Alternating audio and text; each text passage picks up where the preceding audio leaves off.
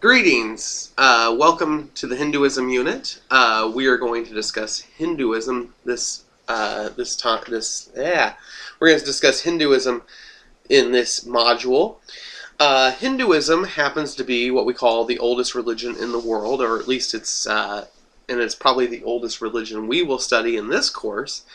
But the basic idea here is that Hinduism goes back about 6,000 years at least. There are some roots to it.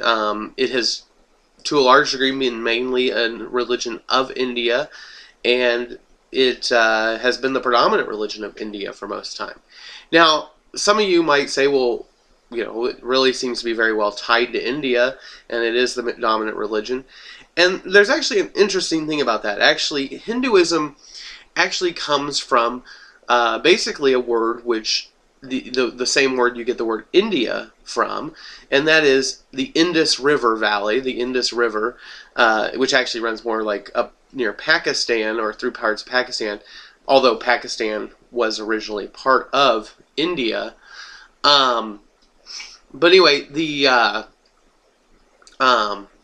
basic idea though here is that the Indus River Valley is where we get the word India because of the fact that it was named after basically this location, this river, and they share a name. And then Hinduism is essentially just the word for the religion of the Indus River Valley is essentially what Hinduism means. It'd be like Illinoism or something, maybe the religion of Illinoisans. And so, to a large degree, Hinduism is in some ways not as much one organized concept as a religion as it is a set and a religion that has changed over time in a place.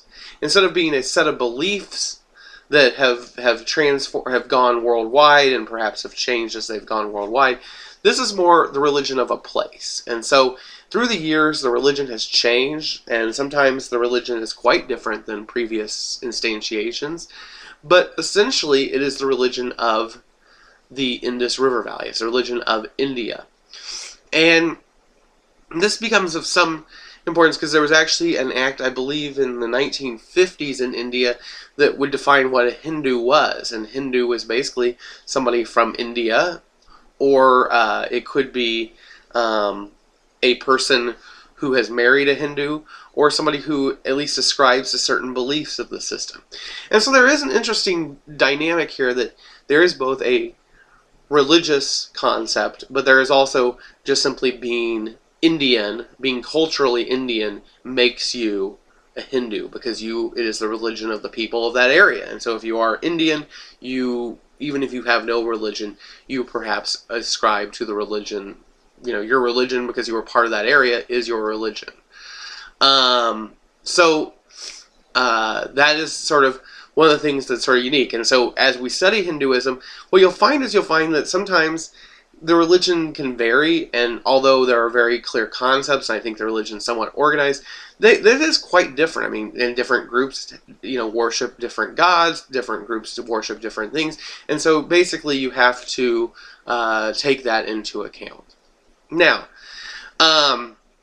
one of the things that we will do that you might find interesting in Hinduism is that it discusses the stages, there are various stages of life. And that the idea here is that, for example, when you're young, there's sort of an acceptance that you're a student, you're allowed to learn, but you're also allowed to go out and have fun and, do whatever it is, and that's considered acceptable. And as you get older, you get married, and you find your meaning in having a family and working, and then you find your purpose in social aspects of government and volunteering and things of that nature. And then as you get older, you go more onto a pure spiritual journey. And so this is sort of the stages of life. Now that sort of opens itself into the fact that for the Hindus, they accept that within life we have different stages and different ways of relating to the divine.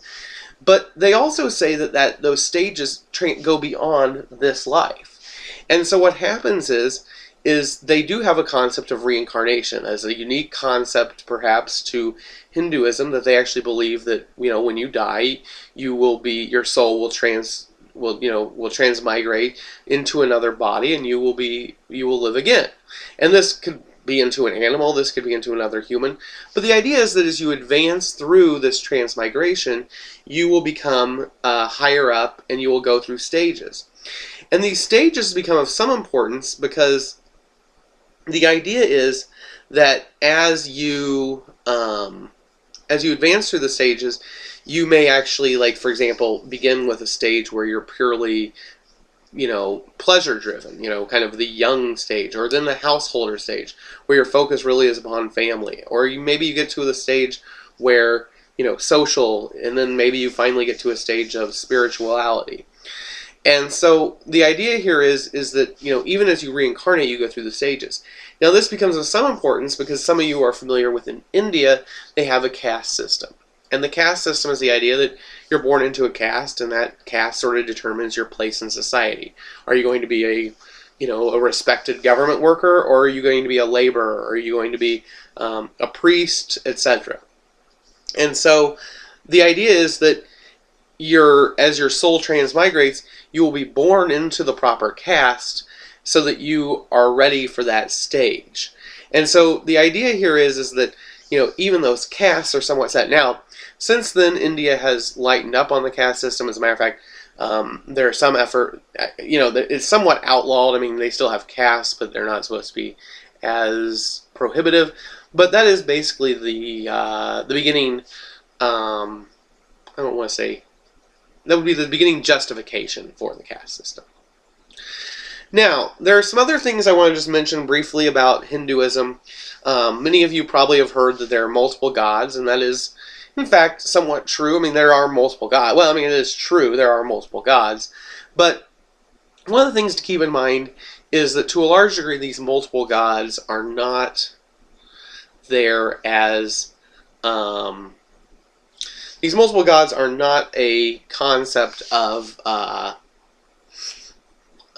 that each of these are their own god that, create and control and do all this stuff. To a large degree, the idea within Hinduism is each of these gods is essentially an incarnation or an example of the same concept of the divine. But what happens is each god allows for people who relate or understand or can relate to a different concept to study and meditate and pray to and relate to that specific example of God.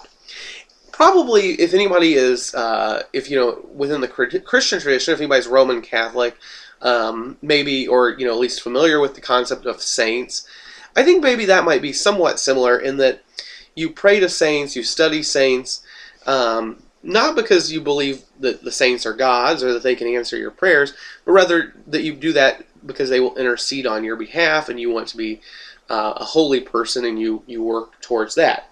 But in this concept, within the concept of Hinduism, these different instantiations, these different examples, are in fact considered to be gods, and the idea is that you can relate to those concepts. And so basically, like, if you have a feminine concept, you might be able to relate to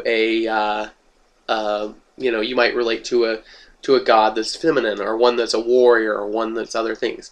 And sort of similarly, within something like Catholicism, the idea is there where those aren't gods, but where you can pray and relate and understand somebody who perhaps shares your own experience, and so it's sort of maybe somewhat similar in that respect. It's fairly loose. I don't want to overplay it, but there is somewhat that concept. Now, finally, the last thing I wanted to mention was that yoga plays a big deal, and yoga is a concept that as far as yoga goes. Sorry, I was looking down at my notes. As far as yoga goes, there are various types of yoga. There are various types of how you do it, and there's various stages of how you advance through yoga, and yoga is very important. And I think that in the end, I told you that Hinduism is the religion of the Indus Valley, and it has changed, and there are periods where, in some ways, what they call Orthodox Hinduism, which is essentially the Hinduism that grew out of the Vedic period and the Vedas, and essentially that's sort of considered the orthodoxy of Hinduism. And at times, the religion can be very different from that, and it still would be considered Hinduism. And so even though, like within Christianity, if you get out of orthodoxy, people begin to question whether or not you would be Christian if you were to question certain ideas. But for Hinduism, you can still be a Hindu even though you're not orthodox, even though you're not within the concepts of orthodoxy. And so the Vedics stand as sort of this pinnacle. But the idea is that the Vedics, or that tradition, push yoga as a way of trying to eliminate oneself and connect to the divine. And so yoga is this process of doing that.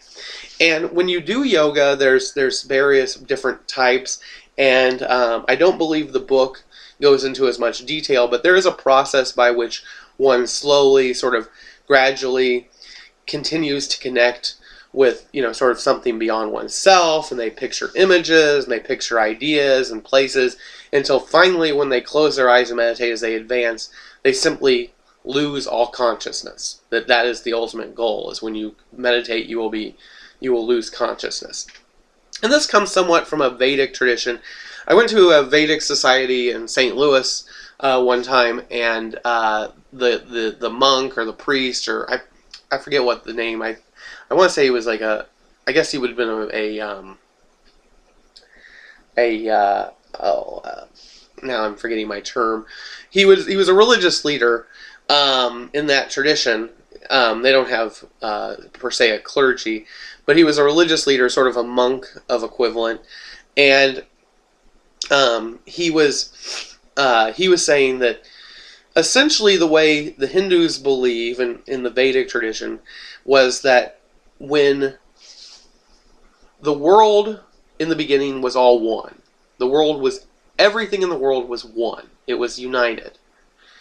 And that it was sitting there in a state of oneness. And suddenly the reality thought, I am one. And what happened was, as soon as it did that, it received consciousness. It recognized that it wasn't just, that it recognized it was one, it was conscious of that idea. And in the process, it caused it to shatter and to become many.